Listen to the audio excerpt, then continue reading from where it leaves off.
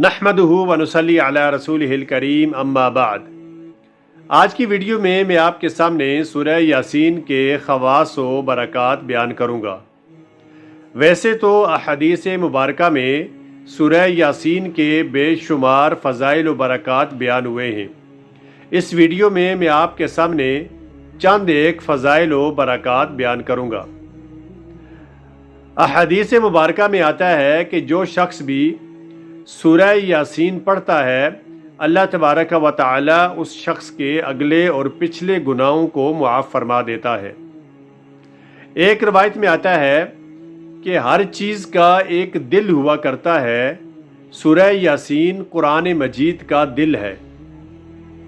एक और रवायत में आता है कि जो शख्स भी शुरू दिन में सूरह यासीन की तिलावत करता है तो अल्लाह तबारक व तआला उस शख्स की उस दिन की तमाम हाजात को पूरा फरमा देता है। एक और रवायत में आता है कि जो शख्स भी सूरह यासीन पढ़ता है तो अल्लाह तबारक व तआला उस शख्स को 10 कुरानों का सवाब अता फरमाता है।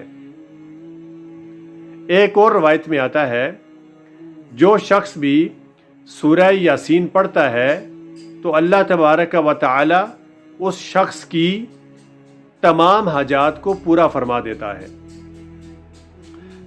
जो शख्स भी सूरह यासीन पढ़ता है तो अल्लाह तबारक व तआला उस शख्स के लिए हर किस्म की आसानी पैदा फरमा देता है।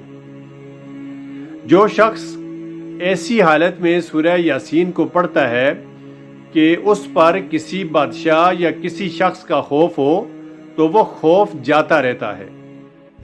जो भूख की हालत में पढ़ता है तो सैर हो जाता है। जो रास्ता गुम हो जाने की वजह से पढ़ता है तो वो अपने रास्ते को पा लेता है। जो अपना जानवर गुम हो जाने की वजह से सूरह यासीन पढ़े तो वो अपने जानवर को पा लेता है। और जो शख्स खाना कम हो जाने के खौफ की वजह से पढ़े तो वो खाना काफ़ी हो जाता है।